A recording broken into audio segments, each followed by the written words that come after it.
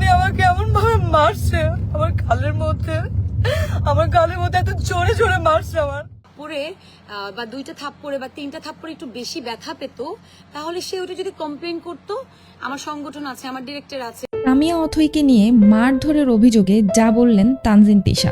মানিকগঞ্জে পুতুলের বিয়ে নামের একটি নাটকের শুটিং সেটে অভিনেত্রী তানজিন তিশার বিরুদ্ধে অপ্রয়োজনে মারধরের অভিযোগ এনেছেন অভিনেত্রী সামিয়া অথই।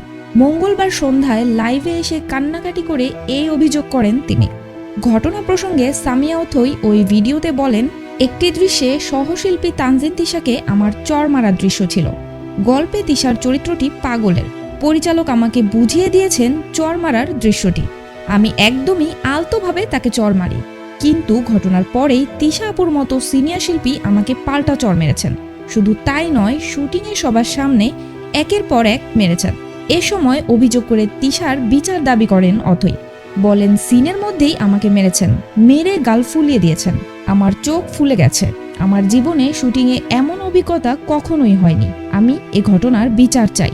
এদিকে সামিয়ার এই অভিযোগ অস্বীকার করে শুটিং ও চরিত্রের প্রয়োজনে যা করণীয় তাই করেছেন বলে চ্যানেল আই অনলাইনকে জানালেন তিশা। তিনি বলেন, আমার চরিত্র যা আমি তাই প্লে করছি। এমন চরিত্র করছি যেটা স্পেশাল চাইল্ড, অটিস্টিক।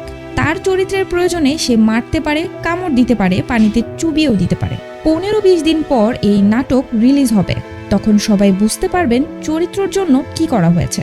তিশা বলেন, কিন্তু একজন এমনভাবে লাইভ করেছে যেন আমি ব্যক্তিগত আক্রমণ করেছি। এখানে এমন কিছু নেই। যে অভিযোগ করেছে সে বুঝতে ভুল করেছে। যতটুকু করেছি চরিত্রের প্রয়োজনে স্ক্রিপ্টে যা আছে তাই করেছে। যে অভিযোগ করেছে সে পেশাদার অবস্থান থেকে বেরিয়ে ব্যক্তিগতভাবে নিয়েছে বলেও মন্তব্য করেন তিশা। তার ভাষ্য, কেন সে এমন দৃশ্য ব্যক্তিগতভাবে নিয়েছে সেটা সে ভালো করে জানে। সে শুটিং ফাঁসিয়ে চলে গেছে, এখানে আর বলার কিছু নেই। শুটিংয়ে সিনিয়র আর্টিস্ট, ডিরেক্টর সহ পুরো টিম আছে। আমার বাবার চরিত্র অভিনেতা সেলিম ভাই, শহীদুজ্জামান সেলিম করছেন। তার সাথে কথা বললেও বিষয়টি বোঝা যাবে। সামিয়া অথই লাইভে এসে তিশার বিরুদ্ধে আবোল তাবোল কিছু খাওয়ার অভিযোগ করেছেন। বলেছেন তিনি বাজে গন্ধ পেয়েছেন। এ বিষয়ে তিশা বলেন, যে চরিত্র করছি এখানে পরিষ্কার থাকার সুযোগ নেই। গোবরের পাশে বসেছিলাম, বালুতে আমাকে বেঁধে রাখা হয়েছে। সেখানে একজন আমার বিরুদ্ধে যে অভিযোগ করেছেন এটা দুঃখজনক, কিন্তু অভিনেত্রী, তারও বোঝা উচিত। তিনি অভিনেত্রী, তার তো বোঝা উচিত। অথয়ের সরি বলা উচিত বলেও মন্তব্য করেন তিশা। এই কাজটির জন্য আমরা অনেক কষ্ট করেছি। রিলিজ হলে আপনারা দেখবেন।